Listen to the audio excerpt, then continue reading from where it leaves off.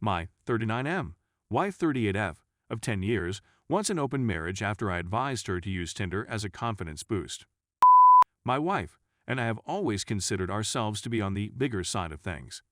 Following the birth of our second child, I made a number of lifestyle changes, who is now 4 years old. I started going to the gym, learning powerlifting, and running on a regular basis. In an effort to get my wife to join me, I discovered that, although she initially loved going to the gym, she progressively relapsed into bad habits over time. I'm not the kind to put pressure on others, and I always promised her that I would love her no matter how big she was. We continued to have around 3 to 4 times per week, which we both enjoyed and encouraged each other to try new things with one another. My wife just saw a woman from my gym commenting on one of my exercise videos on Instagram, which she then reported to me. It was a video of me smashing my own personal record in a deadlift competition, with about 10 people from the gym cheering me on, including the lady who commented. Onward to the next, says the author. I understand my wife's anxiety, but I have assured her that there is nothing to be concerned about in this situation. During exercises, she is someone with whom I sometimes converse, and one of the persons who is aiding me in the film is her spouse, who is also in the video. As far as she was concerned, it came down to her concern that I was becoming much more attractive than she was, and that I would abandon her for some young and beautiful girl at the gym. A delightful conversation ensued, and I stated that even if we both made Tinder accounts right now, she would almost certainly get many more matches than I, knowing that there was an infinite amount of eager guys available. I was relatively confident in my notion of how to attract them. As a decent-looking 39-year-old in excellent health, I expected to get a slew of matches from a dating app for the first time. I was wrong. We both downloaded Tinder and bought the Tinder Gold subscription in order to swipe in a different city, and we were both successful, both terrified of neighbors seeing us or something. We chose to have our settings set to London and then started viewing a movie in that location. It was a positive and happy atmosphere throughout the whole process. Following the film, we each checked our phones once again, 2 hours. My wife received 330 likes, but I received just one. You can check who has swiped you with Tinder Gold. Her phone was bursting at the seams. She was approached by a man who looked like a cross between Khal Drogo and The Rock, and he also happened to be a dentist, as shown by his photographs, who said he was looking forward to meeting my wife tonight. Immediately upon hearing my wife's remark, I realized that all of the attention was getting to her. We sat on her phone for maybe 30 minutes, just staring at the messages that were arriving. I've had several comments from 6'2" male model types, as well as requests to meet up and gentlemen sharing their contact information.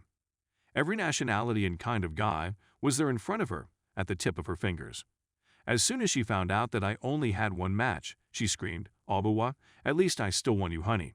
And that was the end of it. Call me crazy, but this was the exact instant I realized there was something distinct in her eyes from the others. Her expression changed as if she had suddenly realized she could an unlimited number of handsome guys better than I could.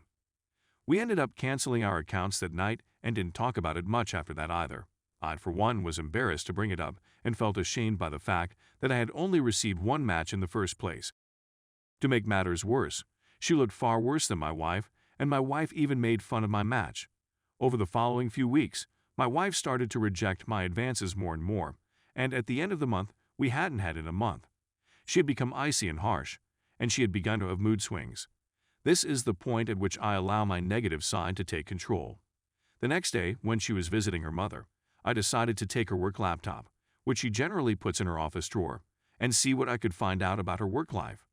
I learned she had been conversing with men from all over the world on Tinder, which she had been using on her work laptop browser for the past few weeks, and I confronted her about it. Dubai, New York, and California, to name a few places where she had swiped, were on her list. All of the conversations revolved on her being single, and they were all quite explicit. All of the gentlemen with whom she was conversing were 10 years younger than we were. Afterwards, I attempted to get into her account using web.whatsapp.com, but it was not there. It made me sick to my stomach to read her WhatsApp messages, but I was curious to find out. My wife's closest friends, who have just separated and have been dating heavily on Tinder, have been pushing her to realize what you can get, and they have been trying to convince her to leave me or force me into an open marriage. She often provides them with screenshots of the individuals she is matching with and has an open willingness to cheat on me. Her work laptop has been being on while she's away for over 3 weeks, and she has no clue what's going on. She casually brought up the subject of an open marriage with me the other day. However, she said it in such a way that it seemed as if I was free to do anything I wanted, and that she knew I'd want to mess about with. She claims she has not used Tinder since then. I'm entirely and utterly devastated. We were having a good time only a few months ago, but now it seems like my life is falling apart. Everything looks so animalistic. I don't want to think my wife is this shallow, but it seems she believes she can do better than me and is merely looking to attractive guys. As far as I can tell, she hasn't, but she has added a few individuals from Tinder to her WhatsApp group and has been flirting with the idea of meeting up with them. In any shape or form, I will never consider an open marriage as a viable option.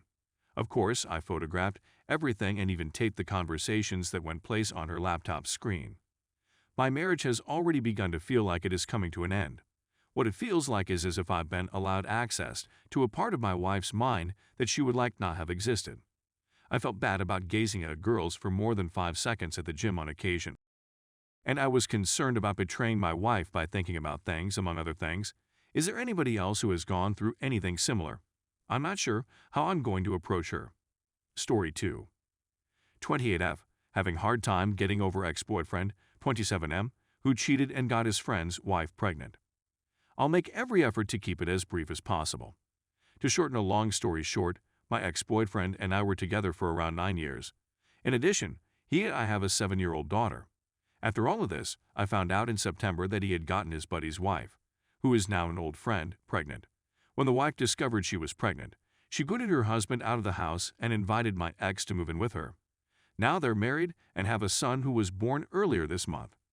After a group of girls he was linked with attempted to jump me because I was upset, my daughter and I were forced to return to my parents' house, where we were involved in a fight. When I discovered what had happened, afterward he complained about how much better the new lady was, how I had wrecked his life, and how she was more mature than me, but in all honesty, all I did was try to be there for this leech.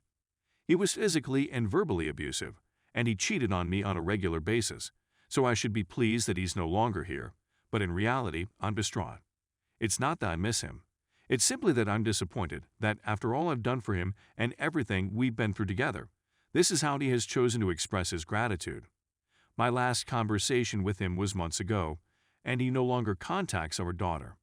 With the exception of living with my mother, my life has been quite uneventful since then, but I have endured a great deal of emotional and mental pain as a result of it. It's been quite tough for me to get over this. Could someone perhaps provide me with any suggestions or pointers on how to proceed? Despite the fact that it has been 8 months, I am still filled with hate and disgust for him. In light of the fact that he was friends with the lady's husband and that my ex is basically acting as a stepfather to his children, I can only imagine what the guy with whom he was friends is going through.